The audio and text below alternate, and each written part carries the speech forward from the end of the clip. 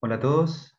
En el día de hoy, junto con mis compañeros Catherine Montoya, Yanara de Olivera, Álvaro Sandoval y quien les habla Juan Pablo González, les hablaremos sobre la inmunodeficiencia combinada severa.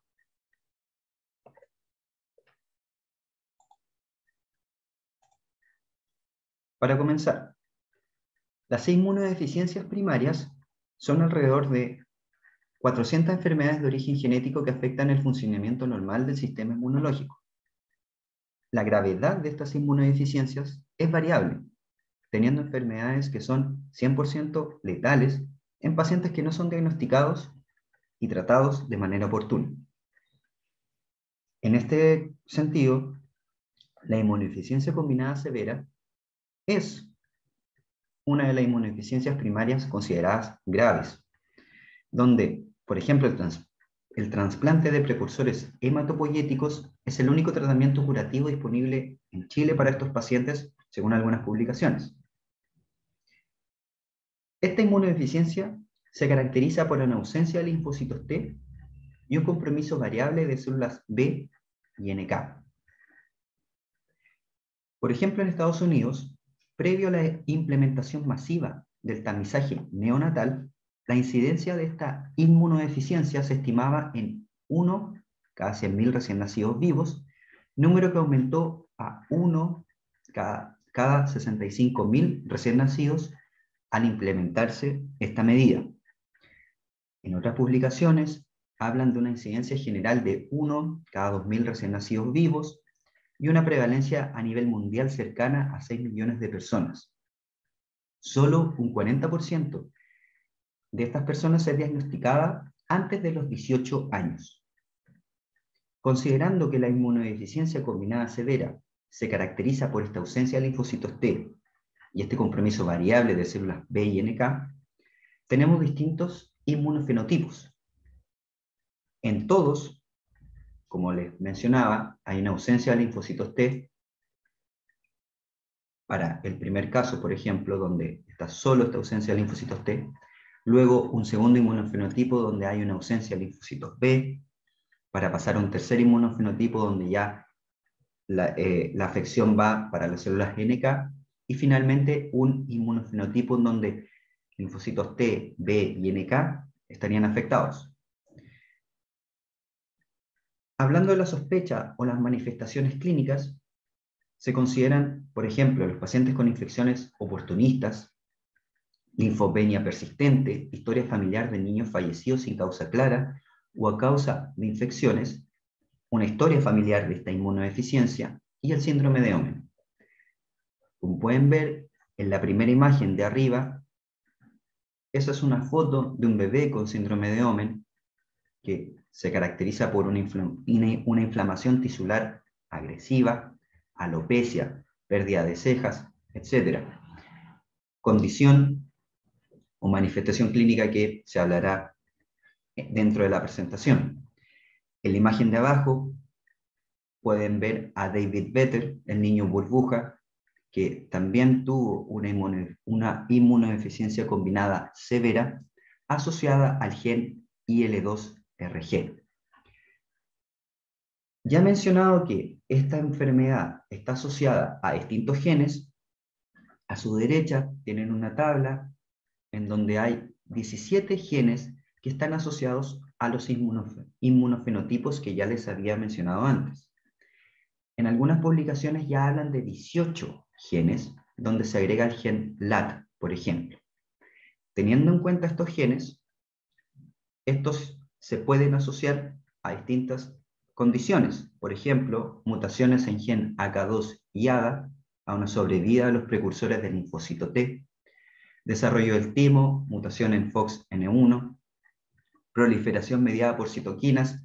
Aquí está, por ejemplo, la mutación en IL2RG, en interleuquina 2, asociado a David Vetter, como la había mencionado, expresión del prereceptor del linfocito T, señalización intracelular, mutación en todos esos distintos genes, y egreso del linfocito T desde el timo, por ejemplo. Es así como ya mencionaba la etiología de esta enfermedad, mi compañero Álvaro les hablará sobre la fisiopatología de la inmunodeficiencia combinada severa. Ahora vamos a hablar de la fisiopatología de este síndrome de inmunodeficiencia combinada severa. Tenemos que considerar de que esta es una de las formas más graves de las inmunodeficiencias primarias. Sus hallazgos generales mayormente ocurren recién nacidos desde el primero al tercer mes. Su desarrollo es el peso y crecimiento muy bajos y además obviamente presenta infecciones graves o potencialmente mortales, que este es uno de los factores más importantes. Tenemos que considerar de que este síndrome es muy raro. Ocurre una deficiencia combinatoria o en suma de linfocitos T, B y natural killers. Esta baja de, digamos, de efectos de estas células ocurren obviamente en una urgencia inmunológica, de lo cual estos pacientes pueden fallecer a los 2 años de edad. ¿Por qué? Porque existen infecciones que no son diagnosticadas o son muy difíciles de diagnosticar al principio, de los cuales obviamente se producen más de una vez, son difíciles de tratar y tienen una eficacia obviamente de los medicamentos por su nivel de sistema inmune bajo. Esto se puede explicar obviamente viendo en este gráfico.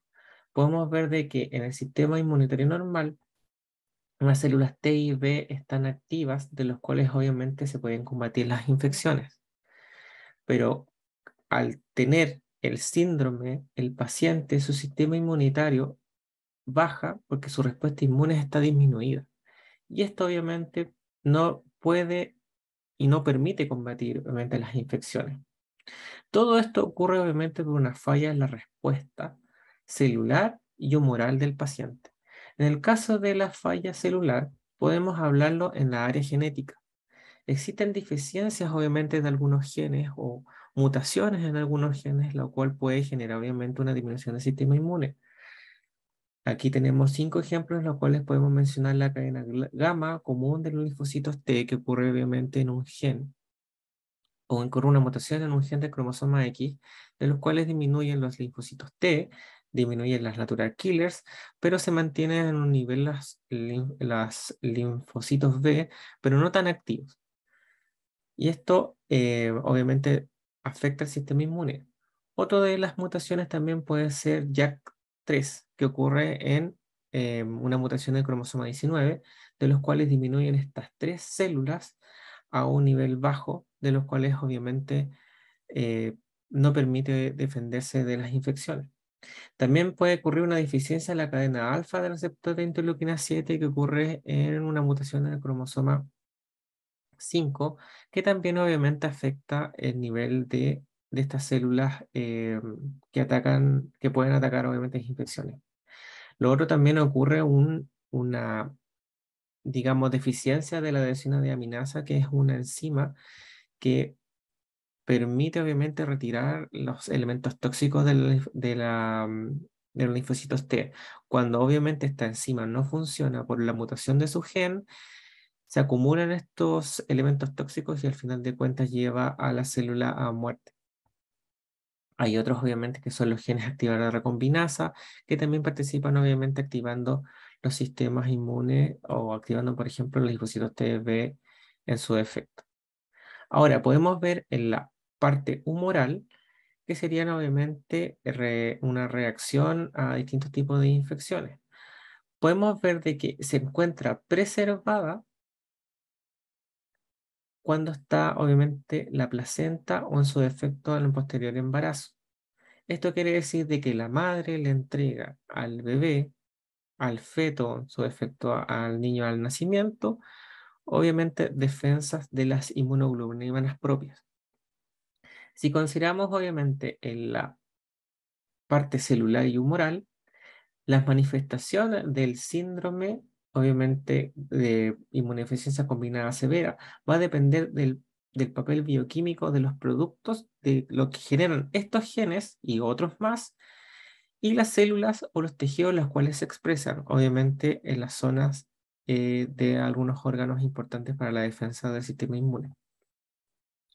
Ahora bien, considerando estas infecciones graves potencialmente no mortales, es obviamente que es evidente que en los primeros meses de vida hay infecciones oportunistas.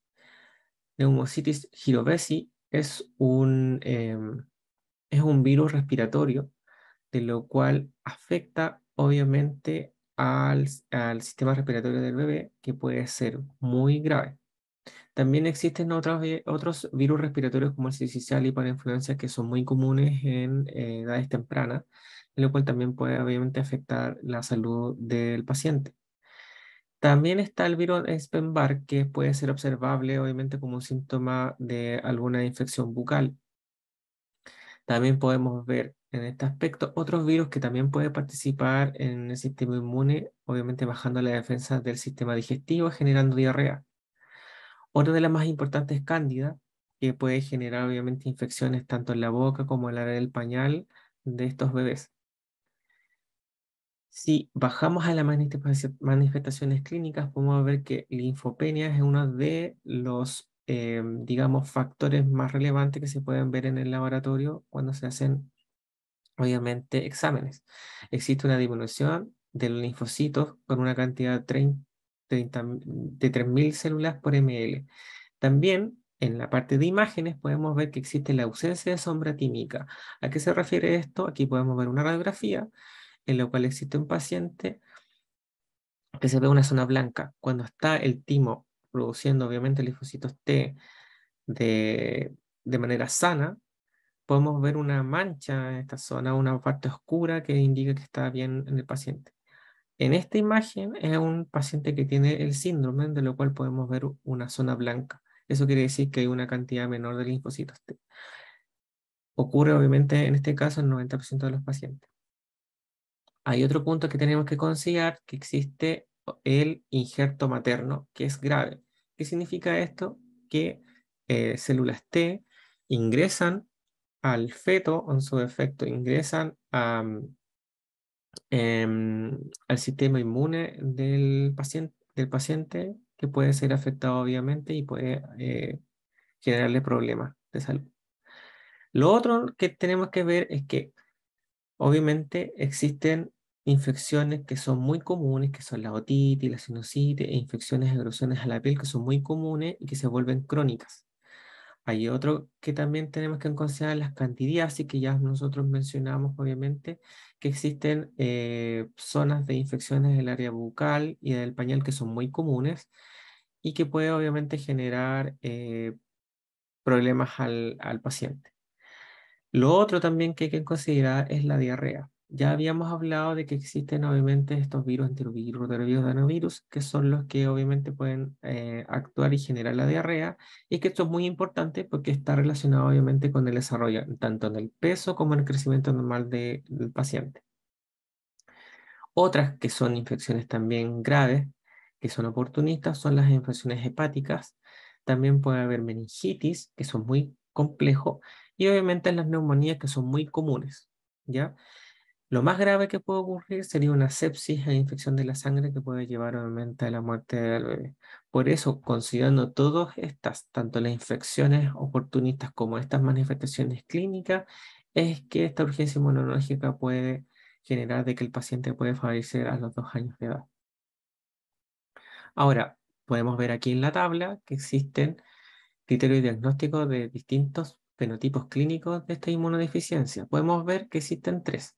Existe la clásica, que es la que estamos hablando mayormente, que se observa mediante la ausencia o reducción severa de los linfocitos T. Hay una ausencia o disminución severa en la proliferación en la respuesta de fitohemoaglutininas. Y una de las cosas más importantes es que existe la presencia de células T maternas. Nosotros lo que hablamos aquí del injerto materno, ¿ya? Ahora, también hay una versión un poco más suave que sería la LICI. Existe un número reducido de células T y mayormente se presenta en menores de 2 años.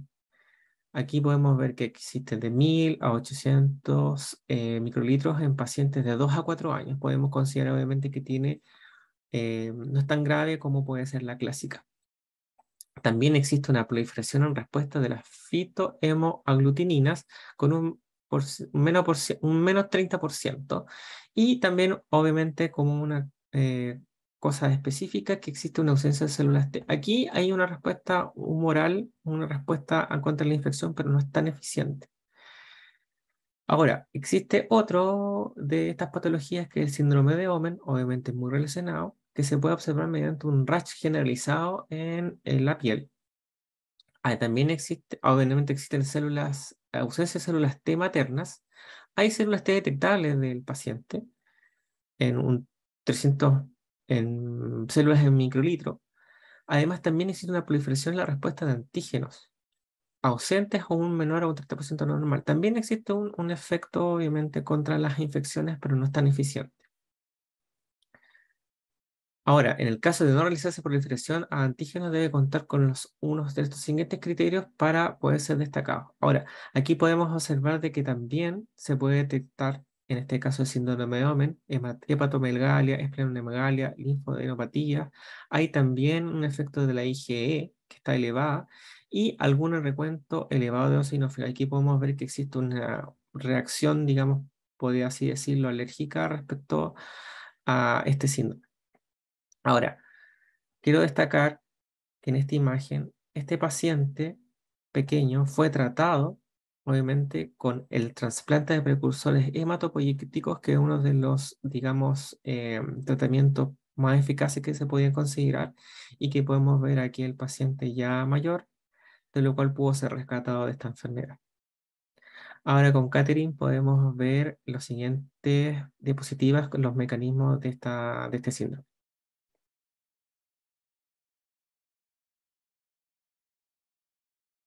Como mencionaron mis compañeros anteriormente, la inmunodeficiencia severa combinada es una patología de carácter genético que implica la disminución y el mal funcionamiento de los linfocitos T y los linfocitos B. Estas mutaciones genéticas generarán una susceptibilidad extrema a infecciones de estos pacientes.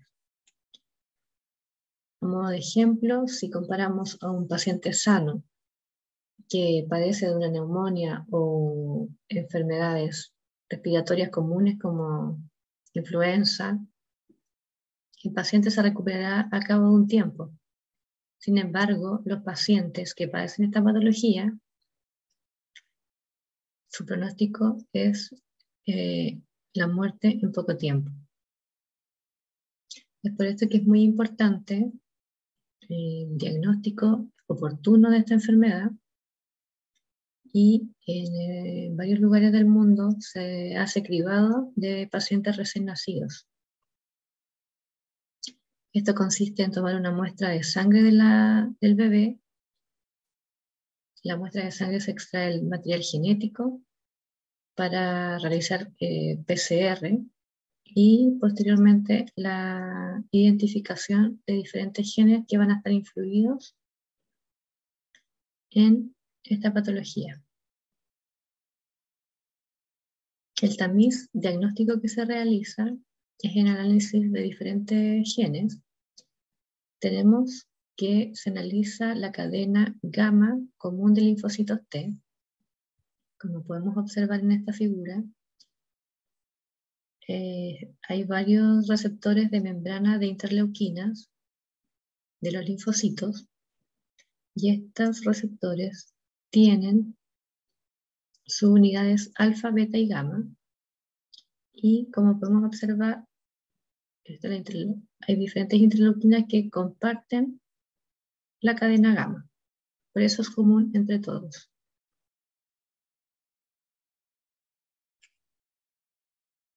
La deficiencia de esta subunidad va a generar una disminución de la producción de los linfocitos T y una malfunción de los linfocitos B. Por otra parte, tenemos la deficiencia de la quinasa JAK. Esta proteína es una proteína citosólica que va a inducir la fosforilación del receptor tirosina quinasa de las interleuquinas. Una vez que se fosforila este receptor, se va a unir la proteína STAT a los residuos fosforilados, y JAK va a fosforilar a STAT. Esta fosforilación de STAT va a inducir la dimerización de estas proteínas, el cual este dímero va a translocar la membrana del núcleo para la activación de transcripción de genes. Estos genes van a ser receptores de interleuquina y que van a inducir a la proliferación celular. También se estudia la deficiencia de la cadena alfa del receptor de interleuquina 7. Esta es la cadena alfa del receptor de interleuquina 7. Si está deficiente este receptor, vamos a tener poca producción de receptores, vamos a tener poca producción de linfocitos B y deficiencia en la función del linfocito B. También se analiza la deficiencia de la enzima adenosina deaminasa llamada ADA. Esta enzima, como su nombre lo dice, su función es deaminar la adenina, que es una purina. Si esto no ocurre, esta sustancia se acumula en el interior del linfocito, generando productos tóxicos y finalmente la destrucción de estas células. Por lo tanto, también va a generar una disminución de los linfocitos T y linfocitos B. Y finalmente tenemos el estudio de la deficiencia de genes activadores de recombinasa RAC1 y RAC2.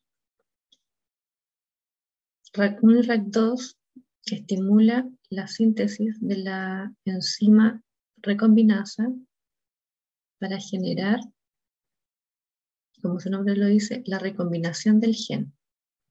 Esta recombinación del gen va a estimular la síntesis de los receptores de membrana de interleuquina de los linfocitos. Entonces, si no tenemos o tenemos deficiencia de estos genes, vamos a tener disminuido estos receptores de membrana, por lo tanto, vamos a tener disminución en la producción de los linfocitos B y linfocitos T.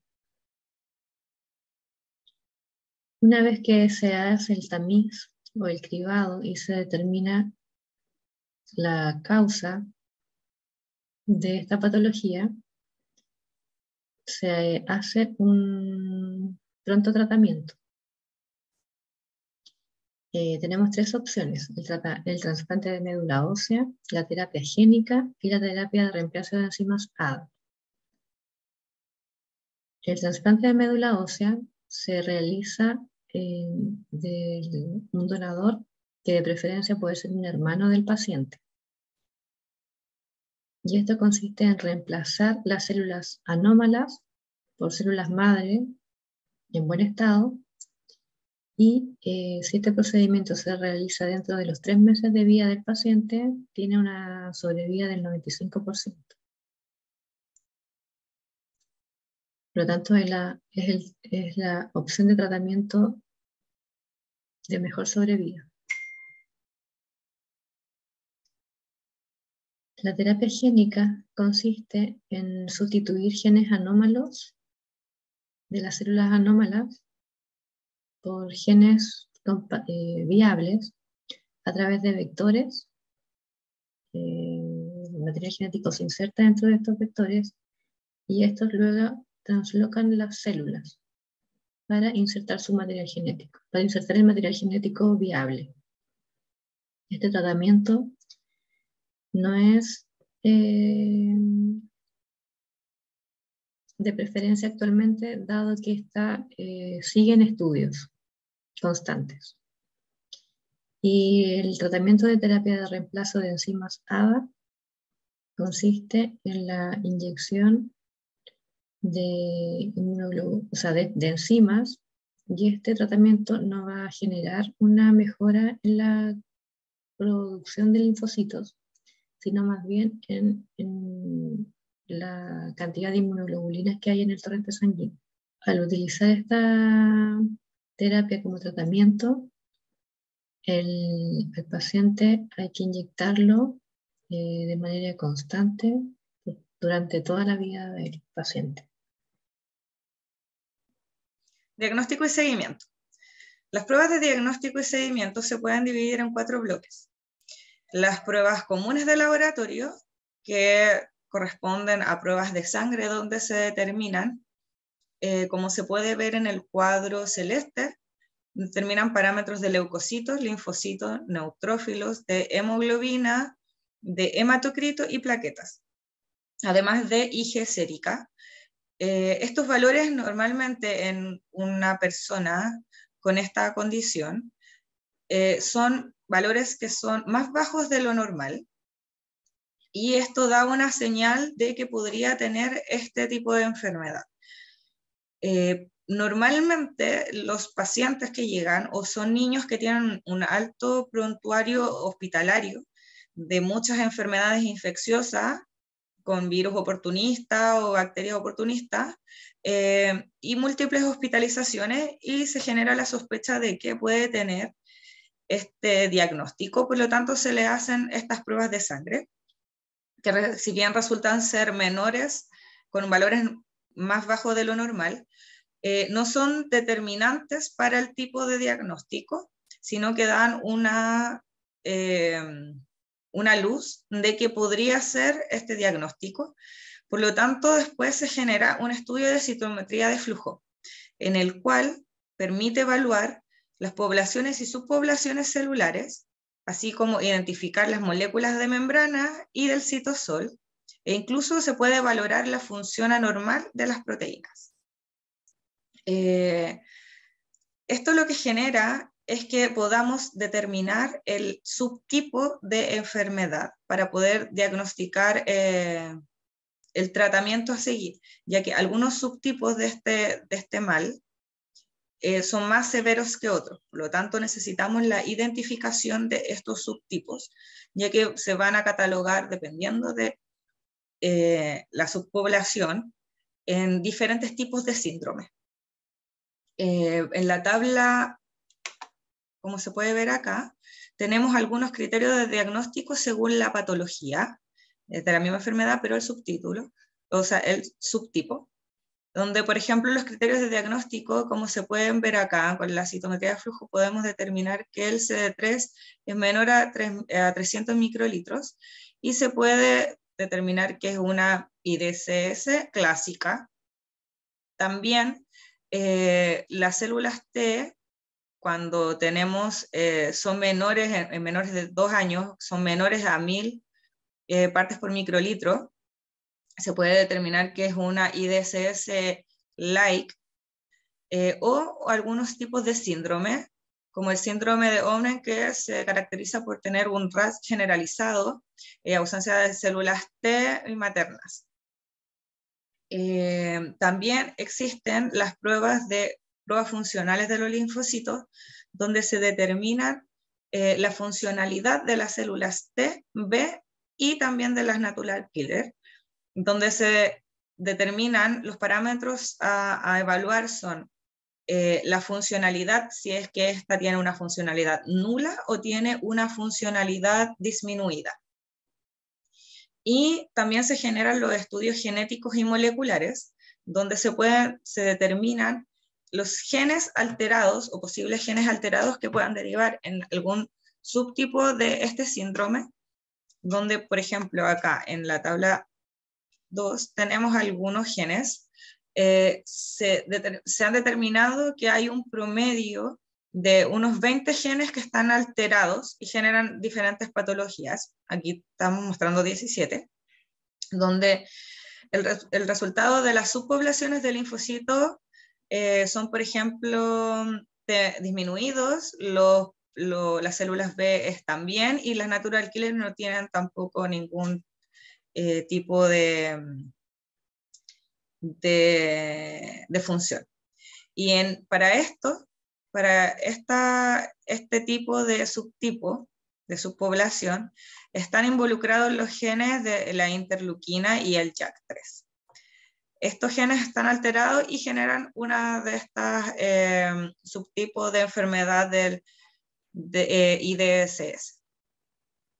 También están alterados el RAC1, 2, la interleuquina 7, que son los más complejos, y también ADA. ADA ha sido uno de los blancos genéticos que se están verificando en el último tiempo, ya que se han logrado tener terapias donde se ingresan linfocitos T normales y pueden generar ADA.